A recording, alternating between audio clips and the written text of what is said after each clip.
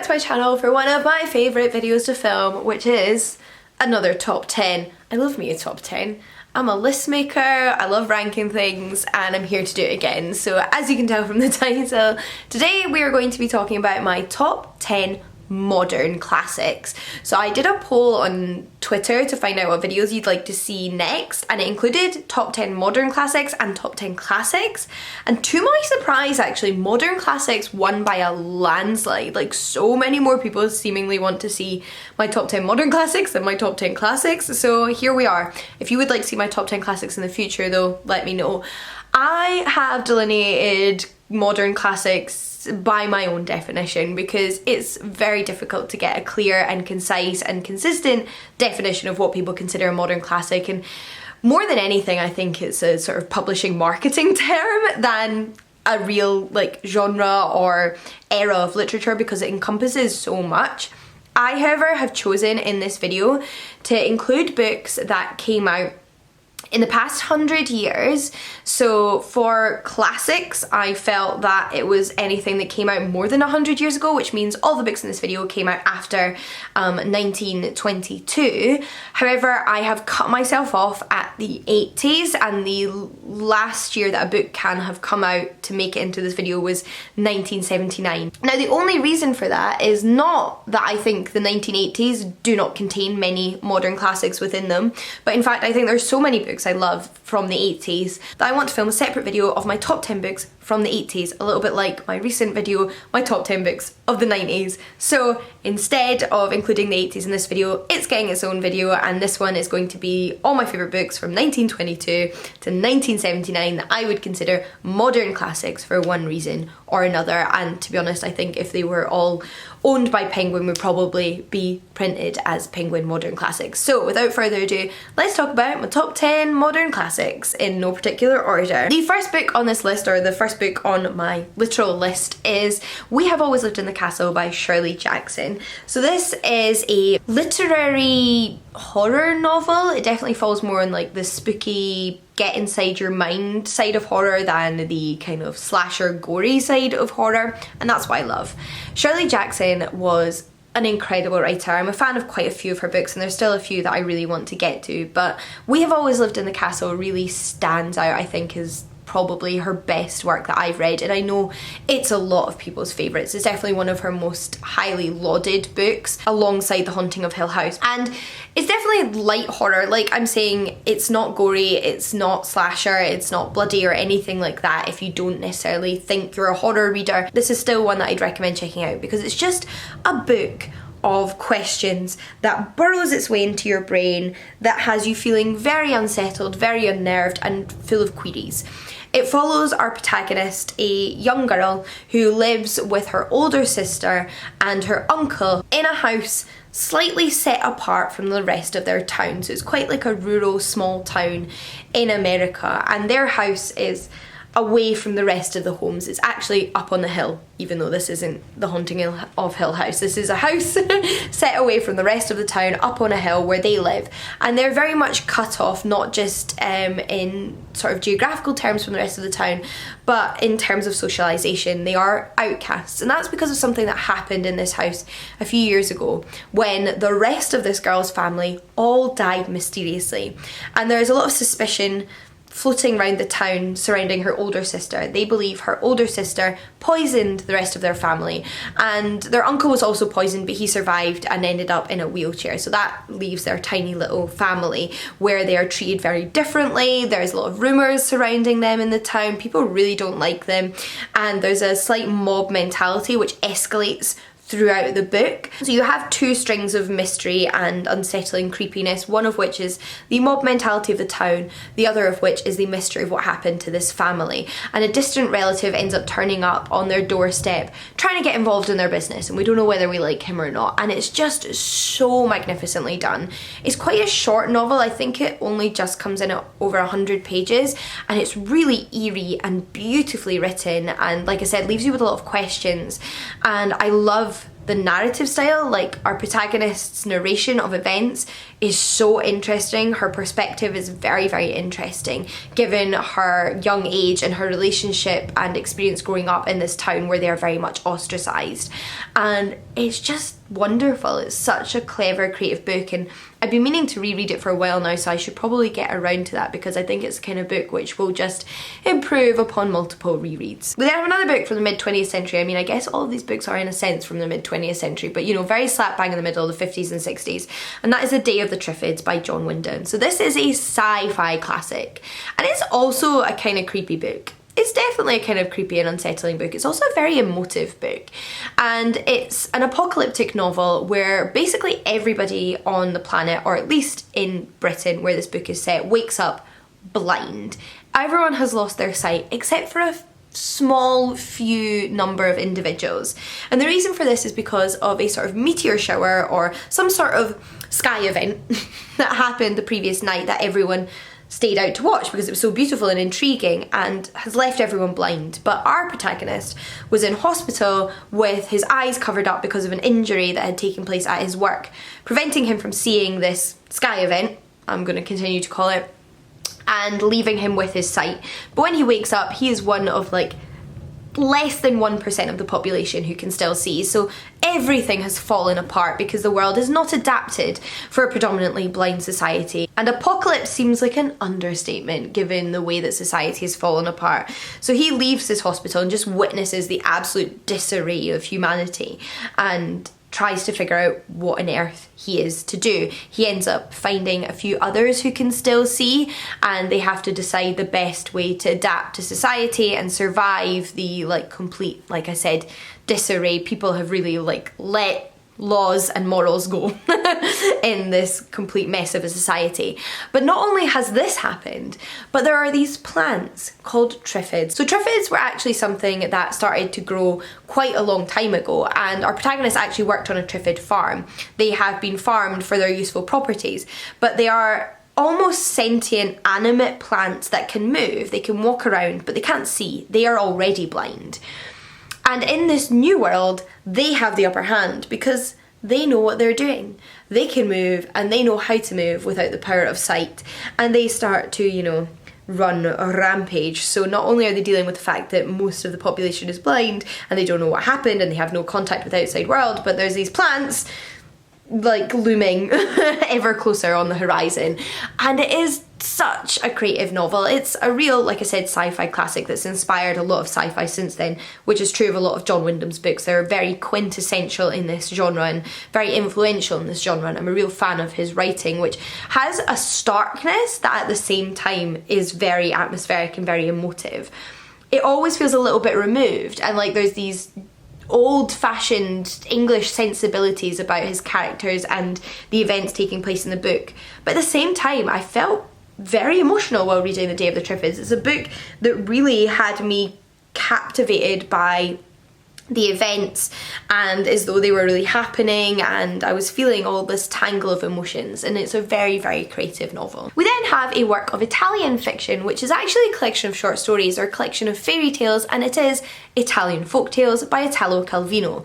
So this is, like I said, a collection of folk tales. It very much lies in the vein of collections like George MacDonald and the Brothers Grimm and Hans Christian Andersen, but in an Italian tradition specifically. And it's probably one of the first fairy tale collections I read cover to cover, and it's quite a chunky one, but I was immediately captivated by these stories. They are so well written, so imaginative, and very, very much in that vein of traditional fairy tales, which means I probably don't need to say a terrible amount about this book to you, because if you like folktales and fairy tales, you will like this. That is in essence what this book is. But Italo Calvino was a phenomenal writer in general. He wrote a lot of beautiful, beautiful literature, and he brings that to the table with this collection as well. It's one of those collections where, despite the repetitiveness or repetitive nature of certain folk tales, you still keep wanting to turn those pages. Like, you keep wanting to read every single fairy tale, and there's definitely some themes and tropes that I haven't seen in other collections that feel quite unique to this collection, so highly, highly recommend. We then have a work of non-fiction, which is I Know Why, The Caged Bird Sings by Maya Angelou. So this is actually the first in a series of autobiographies by the poet Maya Angelou. She wrote an autobiography for sort of every phase of her life, and this is the first. So it takes place during her childhood and her teenage years, and that's where it cuts off. And if you obviously want to read more about her life, you carry on with those books. But this is probably the most well known. It's the title that you've probably heard before. And Maya Angelou, like I said, was a poet. She grew up in 20th century America, and it's her coming of age story. It's not fiction, it's the real coming of age story, but it very much reads like a coming of age story. It talks about the sexism and racism that she dealt with as a young black woman in America, and her insecurities as a child, and how that develops into a love of writing and a love of reading and a passion for literature, and how she grows into a young woman through that and develops an ability to critically think about all of the oppression that she deals with from different aspects of her life and in different ways from different people, and reacts to all of that. And it is beautifully written. It is another one that is very, very emotional. You know, Maya Angelou suffered some very serious hardships, and not just in the form of discrimination, but in abuse and the way that she survives through all of that. And it is, like I said, just very emotional. But I think the fact that Maya Angelou was a poet also lends a very lyrical narrative to this book. It's very, very beautifully written. It's very rich in prose, and it's just quite a hopeful book for everything that Maya Angelou experiences. We end the narrative at age 16 when she finds herself pregnant at a very young age, and despite all of that, like I said, it feels very hopeful, and she has a very inviting way of writing that brings you into this story. And once you've read this book, it's very easy to see why it's been such an inspiration to many, why it's become such a modern classic, and why it's such an important piece of literature, because Maya Angelou's experiences, although her own, are also the experiences of many, many young people, and I think it's one that we could all do with reading. We then have a Scottish classic, and that is Sunset Song by Lewis Grassic Gibbon, which is the first in a Scots Quair, a trilogy of novels by the author, the first two of which focus on the same character, Chris Guthrie, and the third of which follows her son.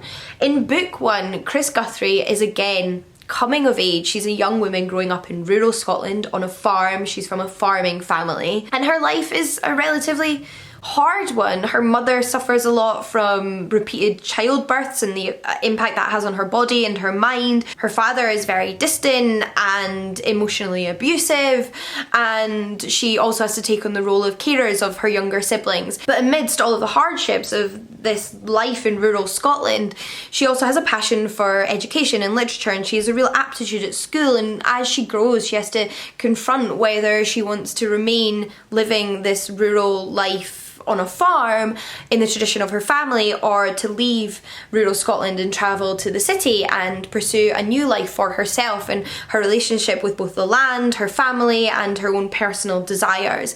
And again, we just see her coming of age amidst this backdrop. She experienced the effects of World War I as it happens, and how it affects her everyday life, but also how it impacts her relationship with her husband, who has to go away and fight in this war. And it's such a beautiful novel. It sounds very hard and quite sad in a way when I'm explaining it to you there, but again, it's one that doesn't feel overly forlorn. I really, really love Chris Guthrie as a protagonist. She's a very strong, complex young woman, and following her journey of growth and her experiences living in rural Scotland is a very, very captivating story, and it's also structured really interestingly to follow along with the cycle of the year and how it affects farm life, and it's all very much incorporated into the whole way the book is written. And it's also one that, although written in English, incorporates Scots in the dialogue, so it has this nice blend of Scots and English language that I really appreciate. But even if you're not familiar with Scots, I still think you can enjoy, because it's not the main narrative, it's just very much in the dialogue, and you can always look up a word here or there, so would highly recommend. We then have a collection of short stories, which is You Can't Keep a Good Woman Down by Alice Walker. Alice Walker is probably best known for The Colour Purple, which I haven't read. Maybe that would be on this list if I'd read it, but I haven't. I have, however, read this collection and absolutely adored it. Like,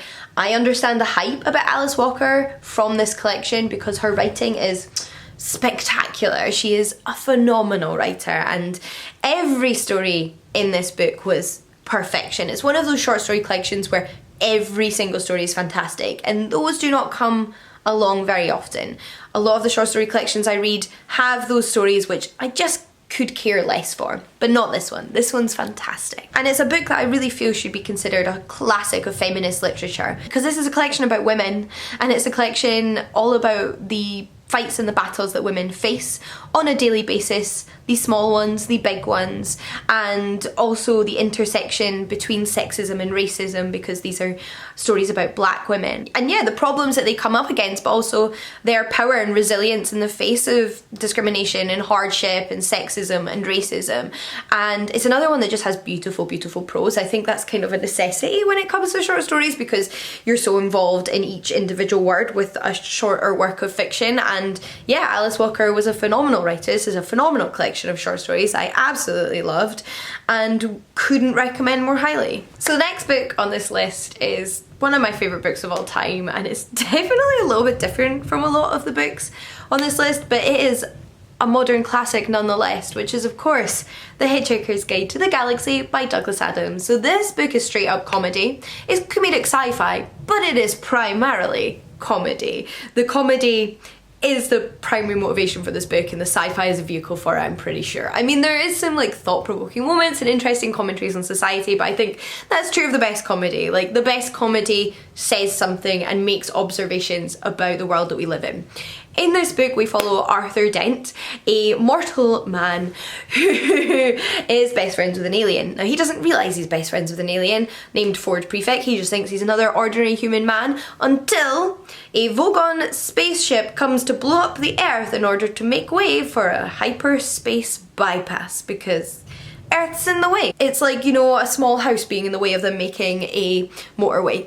That's what Earth is to them. So they have come to blow up the Earth regardless of whether there are people on it or not. And Arthur Dent's best friend, Ford Prefect, is a hitchhiker. So he ends up hitching a ride on this Vogon spaceship with Arthur Dent coming along for the ride, and the rest of the Earth being blown up behind them. I mean, fun times for all.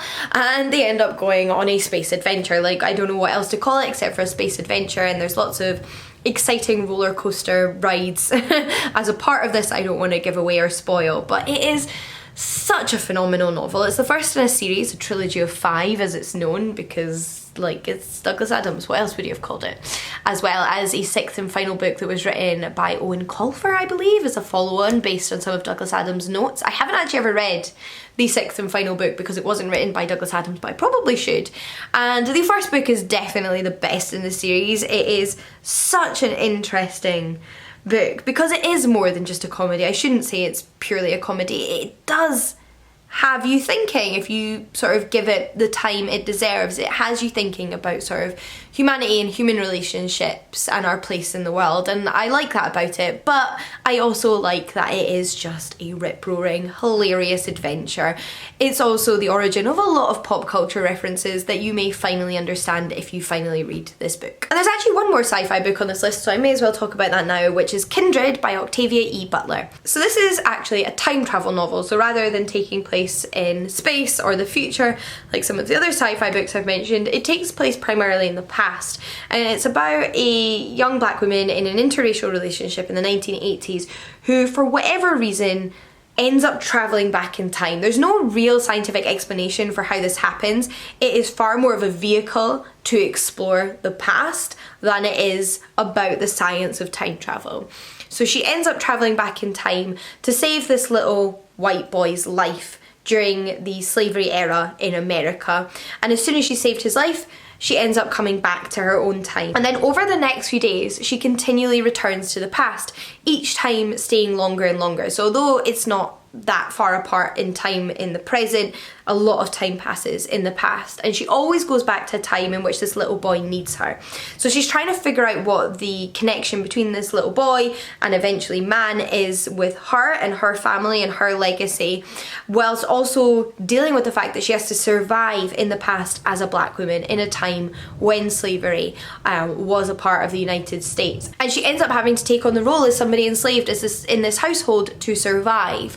And it is an exploration of slavery and the hardship faced by those who were enslaved in America during like the 17 and 1800s from the perspective of somebody from the future. And she does deal with racism. It's 1980s America, racism hasn't gone away, it still hasn't gone away. So she has her own experiences of racism, but this is obviously very different.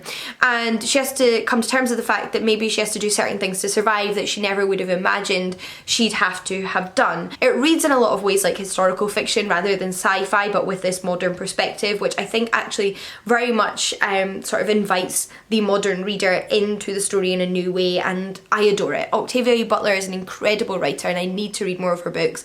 I've just noticed how weird the lighting has gone, but I won't let that distract me. Apologies, the sun is moving apparently. Thanks for that. So we've got a bit of a shadow, never mind. Anyway, it's just amazing. It's a book that is considered a classic by many, and for good reason. It's fantastic, and I love our protagonist. I also love her relationship with her husband and the exploration of their interracial relationship given what she is experiencing through travelling to the past and being enslaved. And it's amazing. It's just amazing. So I've mentioned a few sci-fi novels in this video, but I do actually have a fantasy novel to mention as well, which is Beauty by Robin McKinley. So this is a retelling of Beauty and the Beast, and actually one of two retellings of Beauty and the Beast that Robin McKinley has published. She also has a novel called Rose Daughter, which came out later and is a slightly different take on Beauty and the Beast, but I haven't read that one. I've only read Beauty at this point, but I really want to read Rose Daughter. And Robin McKinley is a very quintessential classic 20th century fantasy author for me, even though they're still writing now in the 21st century. She really just embodies what I think of when I think of 20th century fantasy classics in the way that they're written, particularly of the 60s, 70s and 80s.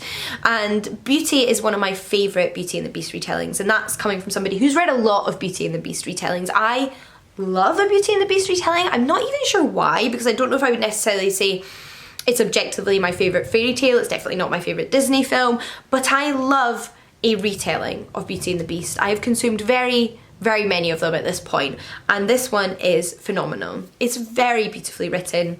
Robin McKinley is a very beautiful author, and I think this kind of storyline really gives her writing an opportunity to shine, because Beauty and the Beast is such an insular fairy tale. It takes place in one location in the castle. It primarily has two characters, the Beauty and the Beast characters, who are cloistered together in this location, unable to go anywhere else, and have to develop a friendship and potentially a romantic relationship. So it gives the author time, I think, to really create quite a rich and beautiful atmosphere, to really go into the details of the settings and the emotions that the characters are feeling, and I really enjoy that, and Robin McKinley does it very well. This is quite a traditional take on the fairy tale, whereas from what I understand Rose Daughter does some slightly different things with it, but I think this just embodies the quintessential Beauty and the Beast retelling with a strong, interesting female protagonist that has a very interesting adventure when it comes to being trapped